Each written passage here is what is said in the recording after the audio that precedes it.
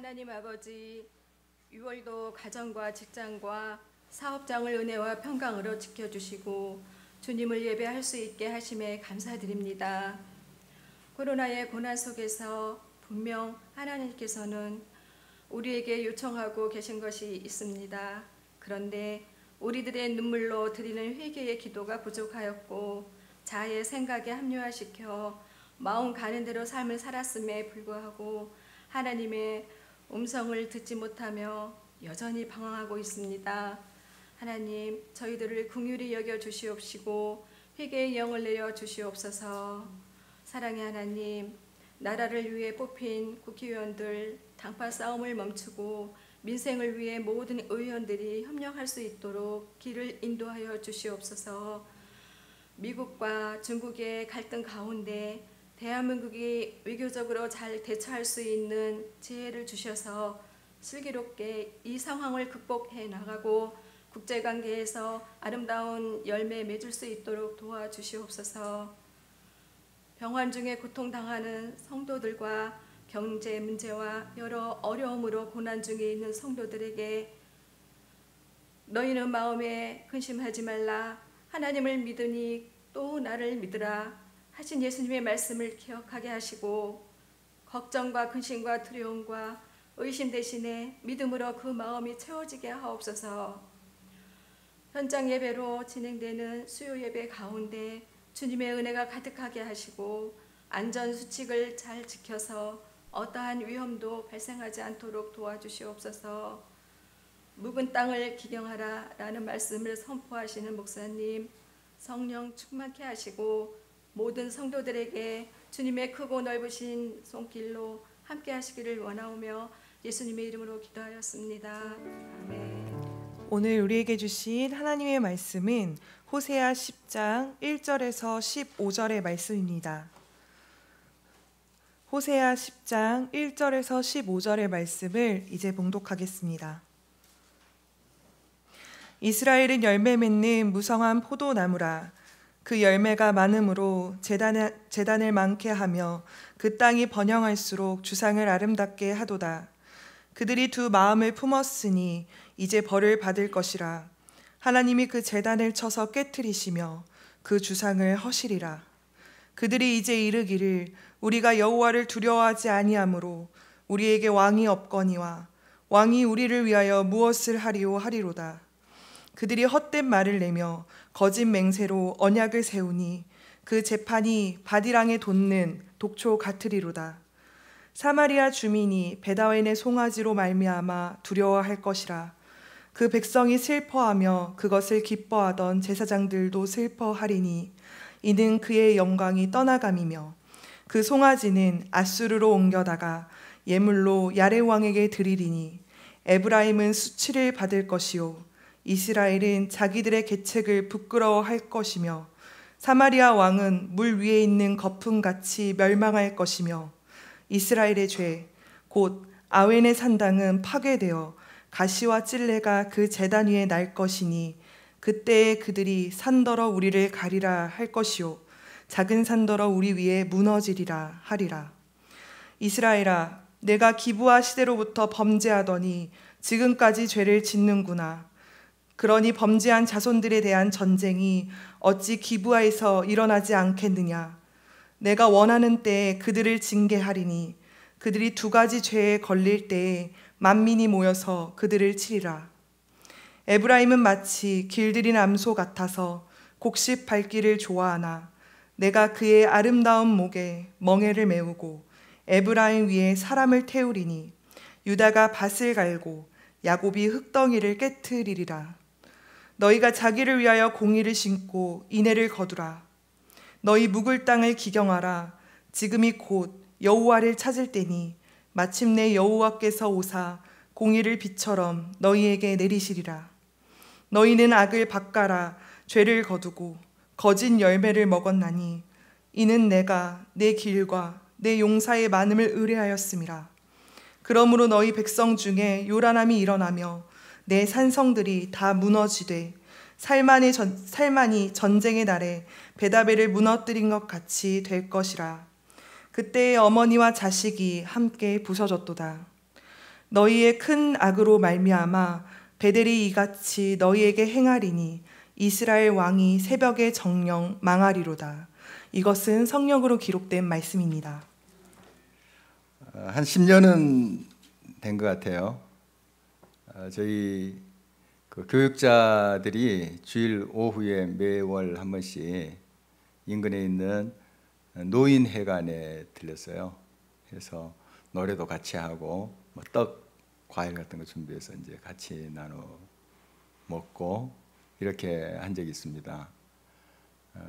그리고 이제 잘 손이 가지 않는 뭐 창문 틀이라든지 또 화장실 이제 천정 같은 거 이런 청소도 하고 그렇게 했었는데, 그 노인회관 옆에 좀 빈터가 있었어요. 근데 빈터가 있으니까 사람들이 거기다가 이제 쓰레기를 좀 버렸어요. 그리고 해서 이제 노인회관은 조금 깨끗해진 느낌이 드는데 그 옆을 이렇게 지나가면 좀 지저분하다 이런 생각이 있어서 언젠가 한번 좀 치워야지 이렇게 생각을 했어요. 그래서 날을 잡아서 저희들이 이제 또 청소를 했습니다. 쓰레기 봉투에 준비해가지고 다 청소하고 거기를 좀 일구었어요. 이제 화단처럼. 거기다 뭘 심었냐면 고추를 심었습니다. 고추를 심고 이제 나중에 좀 크니까 이제 그 지지대도 이렇게 세워 놓고 그렇게 했었는데,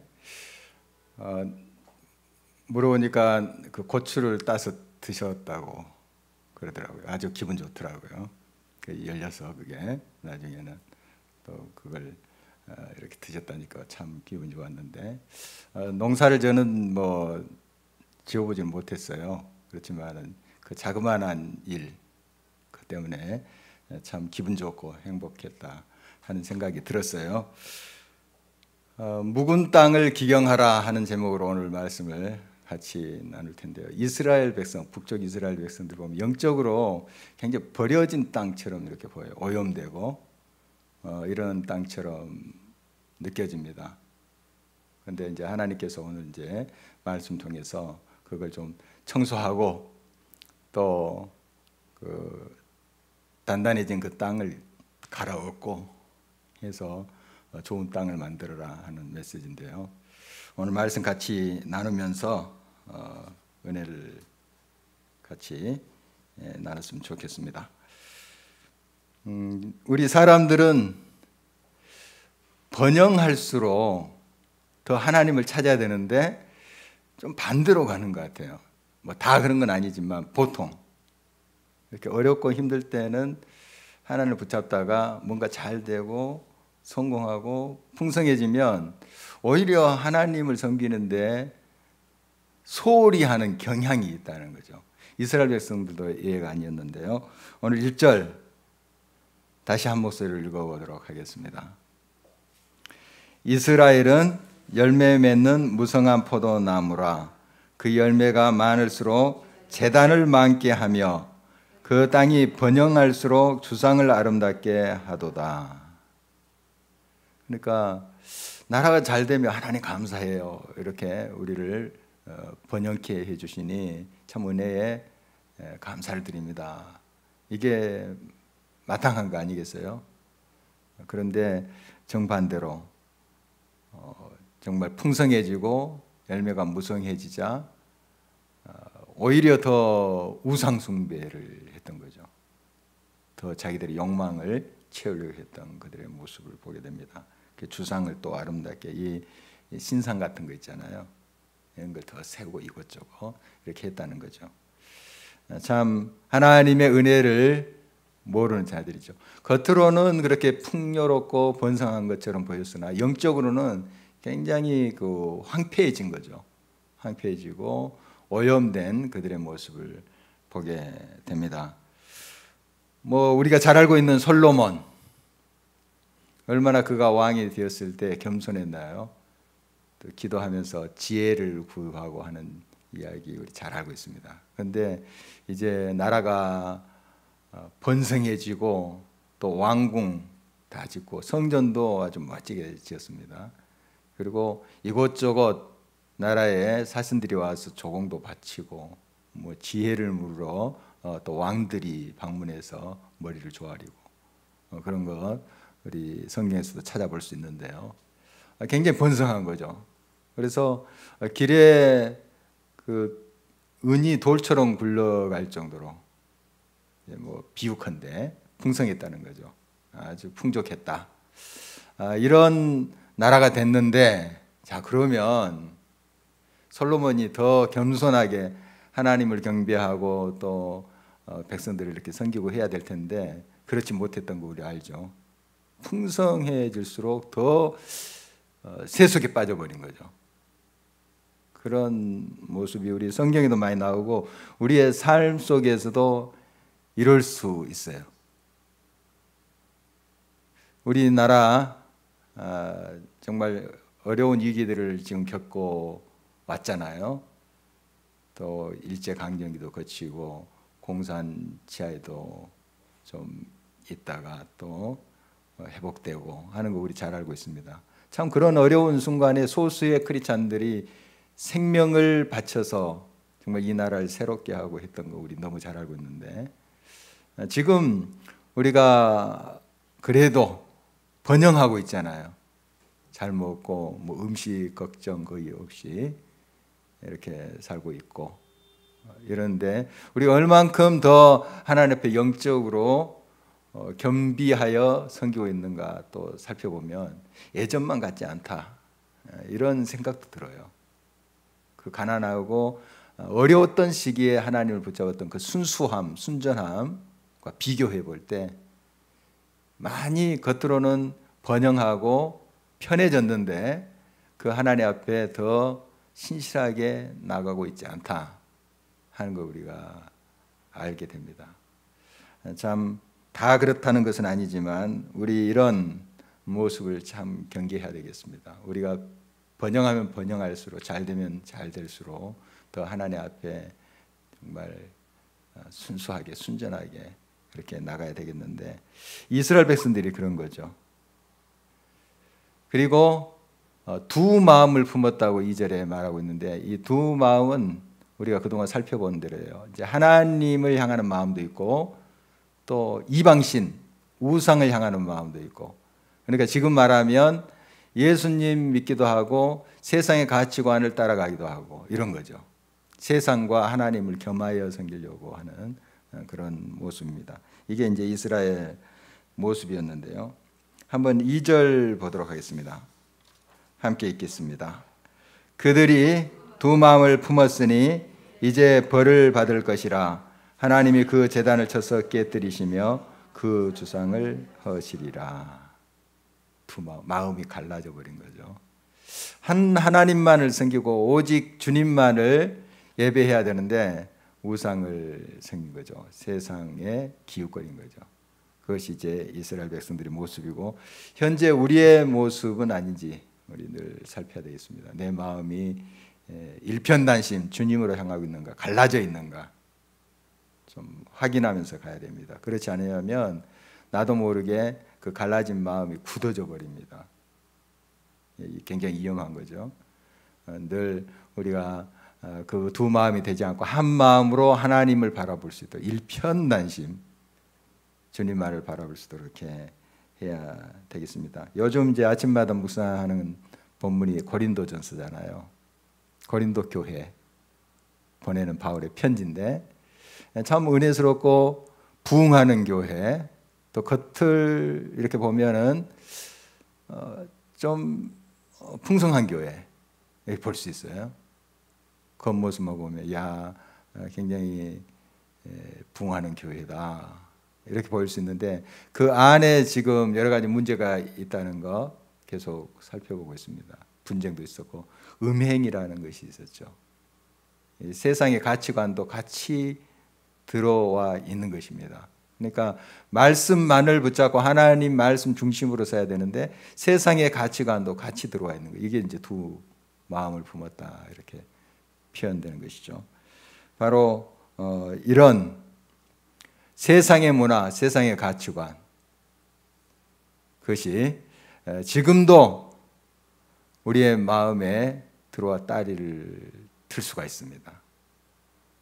그러니까 우리 크리스찬들은 말씀 중심으로 하나님 보시기에 좋은가, 하는 것이 가치 기준이 되고 거기에 따라서 우리의 삶이 세워져야 되는데 꼭 세상을 의식하는 경우가 많습니다. 세상에서 알아주는 것, 세상에서 보기 좋다고 하는 것에 우리의 모든 기준이 기울어질 수가 있습니다.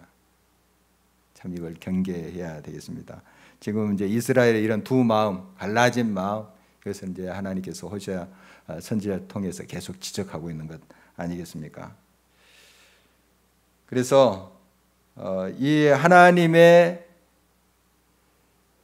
영광을 드러내는 하나님의 집이 우상의 집이 되어버렸다. 지난번에도 한번 살펴봤는데 베델이 벳아웬이 되어버렸다 하는 거 다시 한번 3절에 지적하고 있습니다. 5절 말씀 한번 보도록 하겠습니다. 5절, 3절이 아니라 5절이네요. 함께 읽겠습니다. 사마리아 주민이 벳아웬의 송아지로 말미암아 두려워할 것이라. 그 백성이 슬퍼하며 그것을 기뻐하던 제사장들도 슬퍼하리니 이는 그의 영광이 떠나감이며. 벳아웬 이렇게 돼 있죠. 원래 이제 베델이라는 곳하고 단이라는 곳에 금송아지를 세워서 이스라엘 백성들이 섬겼어요. 지난번에 우리 나눴던 바입니다. 그런데 그 베델이 벳아웬이 돼버린 거죠.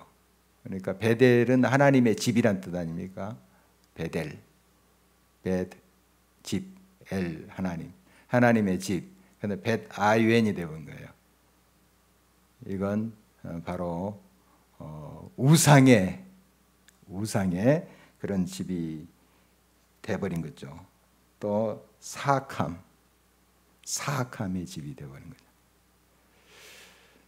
하나님만을 섬겨야 될 하나님의 백성이 이렇게 우상을 같이 섬기니 그 끝이 좋겠습니까? 너무 당연하게 멸망받을 수밖에 없었다 하는 것을 알 수가 있습니다. 그래서 이 백성들도 슬퍼하고 이제 제사장들, 이 벳아웬에서 우상에게 분향했던 제사장들도 슬퍼하게 된다. 이게 결국 그들이 자초한 거죠. 4절 말씀에 보면 이 우상 숭배자들의 특징이 나오는데요. 함께 4절을 보도록 하겠습니다. 그들이 헛된 말을 내며 거짓 맹세로 언약을 세우니 그 재판이 바디양에 돋는 독초 같으리로다. 거짓말 특징이죠. 이 우상 숭배자들의 특징이 이거예요. 거짓말, 헛된 맹세 이런 거죠. 보통 이제 밧이랑은 잘 일군 곳이에요. 어떤 쓰레기장이 아니고 잘 일군 곳인데 이 독초가 거기서 났다. 이 말은 독초는 산속이나 항무지에서 이렇게 자라요. 보통 이렇게 사람들이 잘 일구어놓은 밭이랑에서 나는 것이 아니고, 그런데 지금 밭이랑에서 이 독초가 났다 이렇게 표현을 하고 있는데요. 바로 겉은 풍요롭게 보이지만 그동안 제가 설명해 드린 대로 겉은 잘 갖춰져 있고 밭이랑처럼 일궈진 것 같지만 거기에 우상의 세속적인 그런 가치관이 다리를 틀고 있다 하는 것을 지적하고 있는 것입니다. 그래서 그 나타나는 것이 다 거짓이죠. 거짓말, 또 헛된 속임수로 그렇게 그들이 제사장뿐만 아니라 백성들이 그런 삶을 쫓아갈 수밖에 없었다 하는 것입니다. 그래서 결국은 이제 하나님이 심판하시는데 얼마나 심판이 혹독하냐면 죽고 싶어도 죽지 못하는, 차라리 좀 죽고 싶은데 그러지 못하는 상황까지 간다는 거죠. 얼마나 고통이 심했으면 그랬을까요? 8절에 있는 말씀인데 정말 그 산들이 좀 무너지라 이렇게 외칠 정도로, 그러니까 고통이 심하니까 빨리 죽여달라 이런 뜻 아니겠어요? 그런데도 그렇지도 못하는 거죠. 그 하나님의 심판은 앞으로 이제 최후의 심판으로 올 텐데요. 이때는 영원히 우리가 살든지 생명을 얻든지 영원히 형벌을 받든지 그래요. 소멸되는 게 아니에요. 참 그러니까 더 무서운 거죠. 죽고 싶어도 죽지 못하는, 소멸되지 못하는 그런 형벌이 있는 거죠. 바로 이스라엘 백성들, 그들이 자초한 이 악으로 인해서 정말 그 고통이 얼마나 극심하게 다가오고 있는지 그걸 이렇게 설명하고 있는 것입니다. 이 죄악은 뿌리가 깊어요. 이 앞에 요즘 잡초들이 많이 나더라고요. 교회 앞에. 이제 요즘 그 행인들이 왕래가 조금 더 뜸하니까 더 그런 것 같아요. 사람들이 지나면 좀 덜 할 텐데, 물론 그래도 잡초는 자랍니다만은 더 올해는 더 잘 자라는 것 같아요. 그래서 이제 예쁜 들꽃이 피는 그러한 잡초도 있지만 막 쑥쑥 이렇게 자라나 좀 지저분하게 보이는 잡초도 있어요. 가끔 제가 이제 뽑는데 뿌리채 이제 뽑히는 것도 있고 좀 밑둥에서 뚝 끊어지는 게 있어요. 그러면 며칠 후에 또 납니다. 자, 이 잡초라는 게 그렇더라고요. 그러니까 지금 이스라엘 족속의 죄악은 굉장히 뿌리가 깊은 거예요. 그게 이제 오늘 본문에 기브아 시대부터라고 이렇게 표현되는데, 이게 지난번에도 나왔어요. 이 표현이 기브아 시대가 뭔가, 기브아 시대의 그 죄악이 뭔가, 그게 지금 뿌리 깊게 남아서 그게 뿌리채 뽑히지 않았기 때문에 또 나고 또 나고 하는 거 아니겠습니까?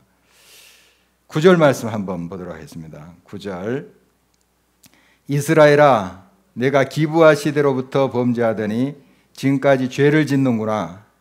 그러니 범죄한 자손들에 대한 전쟁이 어찌 기브아에서 일어나지 않겠느냐. 이 기브아 시대가 대체 뭘까?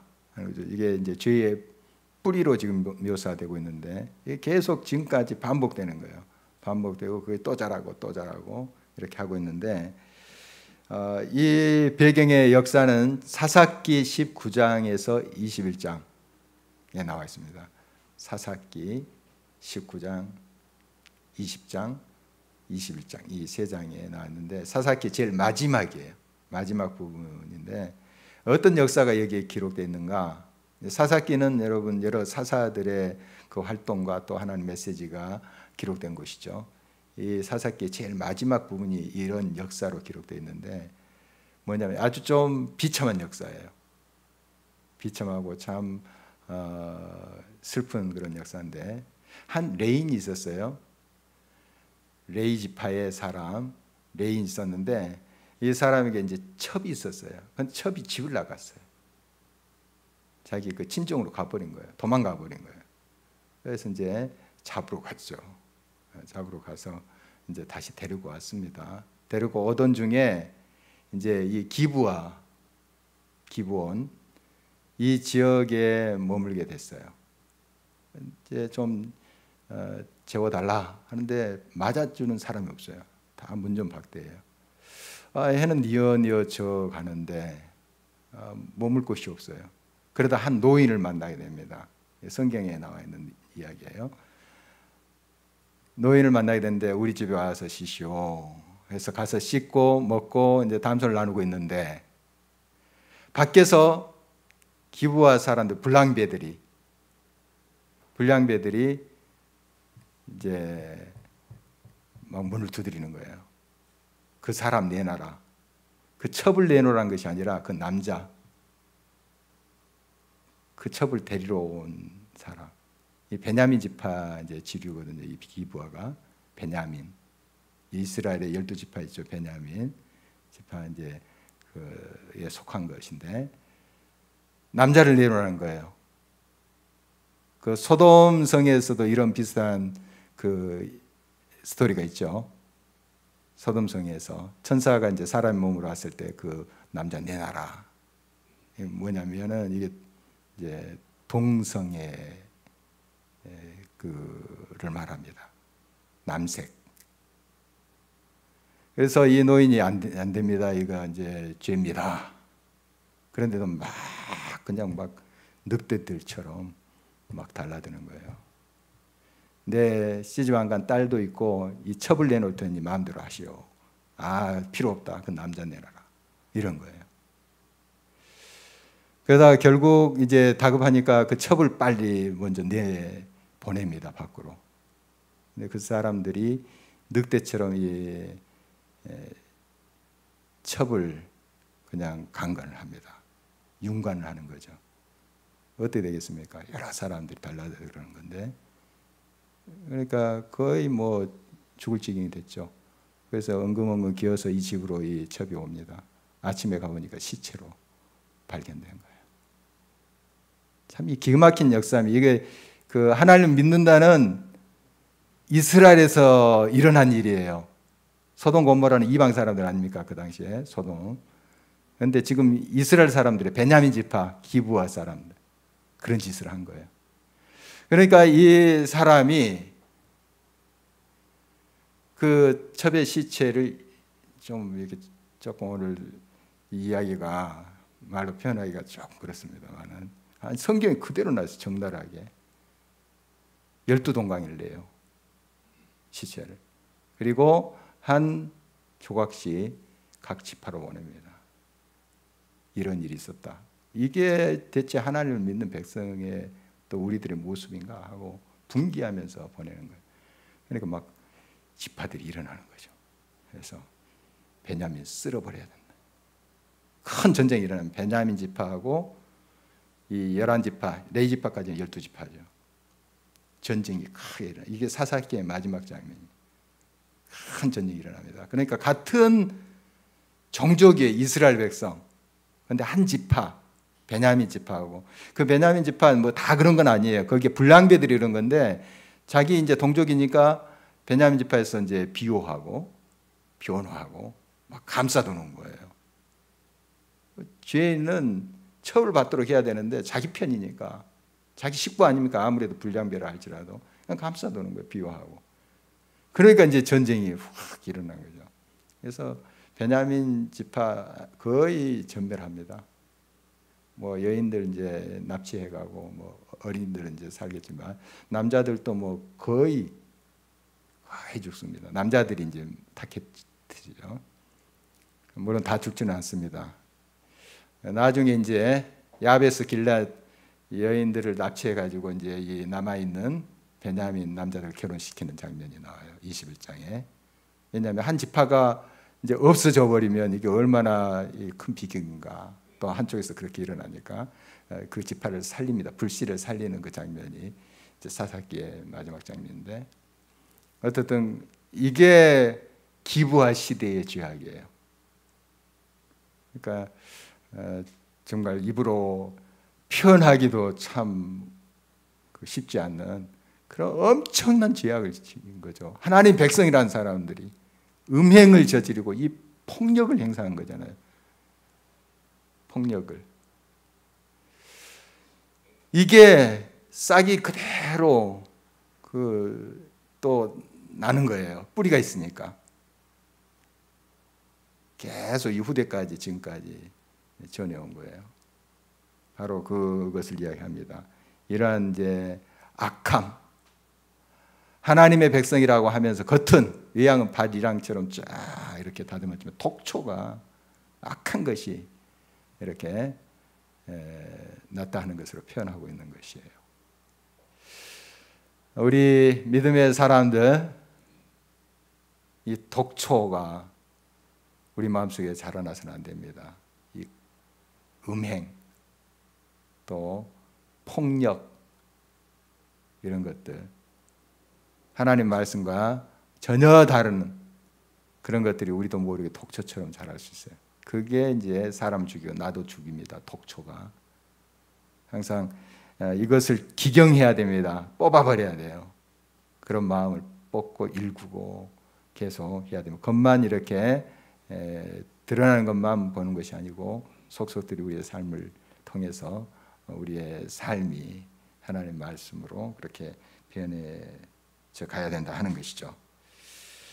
역사가 이렇게 진행되고 또 이런 교훈을 성경 계속해서 주지요. 그건 달라진 게 없어요. 참 성경 시대나 지금 사사 시대, 기브아 시대나 또 지금 호세아가 활동하고 있는 시대나 지금 이 시대에 뭐가 달라졌을까요? 크게 달라진 게 없는 것 같잖아요. 참 이런 거 보면 인간의 죄악이 얼마나 정말 깊이 뿌리 박고 있는가 하는 거예요. 그래서 우리가 예수님을 믿고 성령을 의지하지 아니하면 안 돼요. 아무리 우리의 힘으로 발버둥쳐도 이게 뽑혀지질 않아요. 다시 뿌리가 남아서 다시 싹이 나고 다시 이 악이 자라나는 겁니다.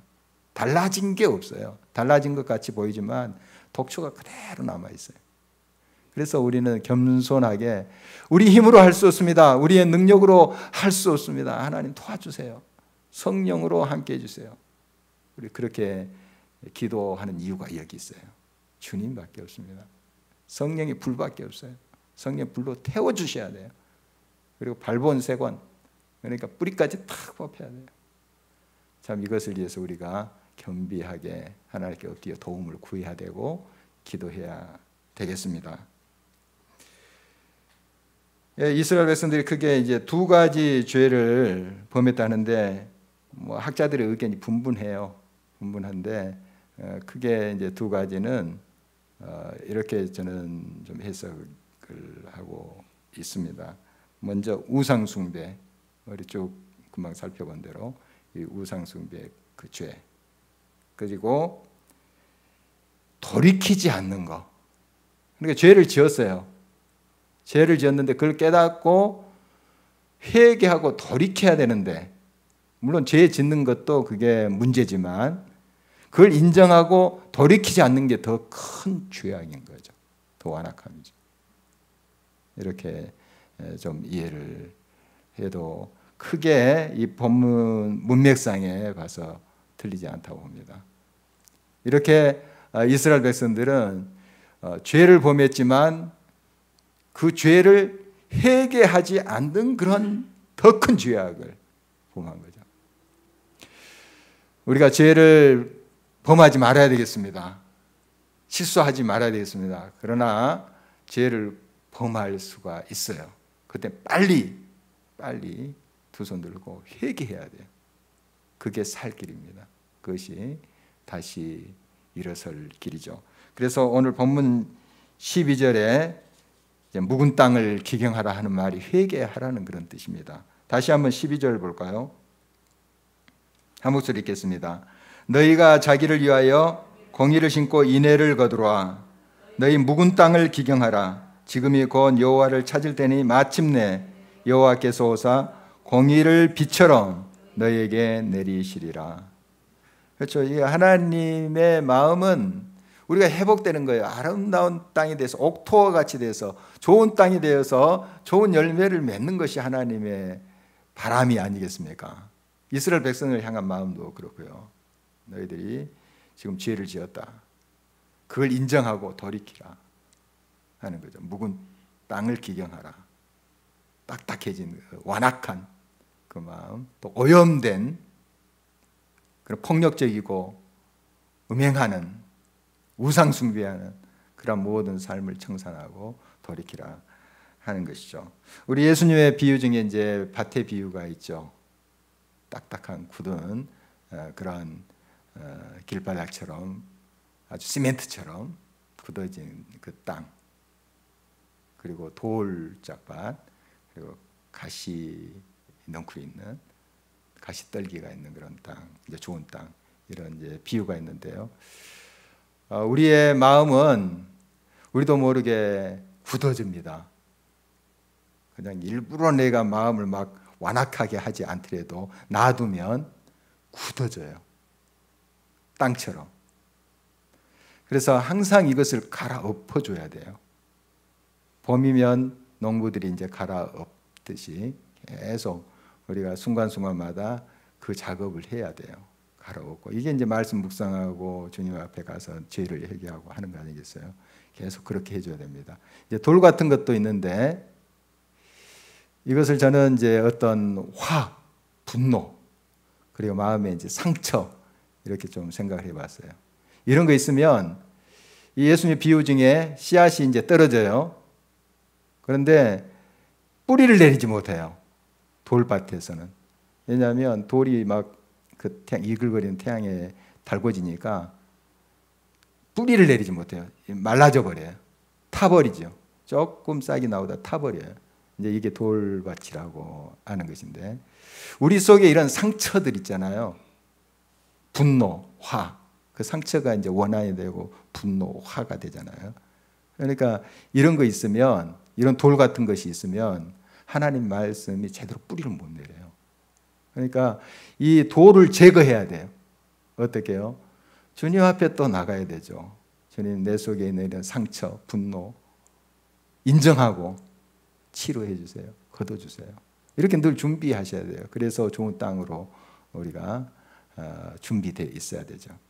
그리고 가시떨기는 성경 그대로 이 재리의 유혹, 이 재물, 또 세상의 염려, 이런 것으로 예수님이 해석을 하시잖아요. 그거예요. 염려, 근심, 걱정, 막 세상에 대한 그런 유혹, 이런 것들이 우리의 속에 가득 차 있으면 그게 가시떨기처럼 이제 그 새싹의 기운을 죽여버리죠. 말씀을 받지만은 새싹이 이렇게 나오잖아요. 말씀에 대해서 좀 움직이다가 그게 막 찌르니까 그 기운에 의해서 죽어버리죠. 그래서 가시떨기 같은 그런 세상의 염려, 근심, 걱정, 세상의 가치관, 유혹, 이런 것들을 우리가 잘 또 하나님께 올려드리면서 배격해야 됩니다. 이렇게 우리가 순간순간 우리의 마음의 밭을 살피면서 좀 이런 오염된 것들을 걷어가야 돼요. 쓰레기 봉지에 담아서 다른 데 가서 태워버려야 됩니다. 태워버려야 돼요. 그래야지 거기에 뭐 고추가 나든지 상추가 나든지 하지 않겠어요? 너무 당연한 건데.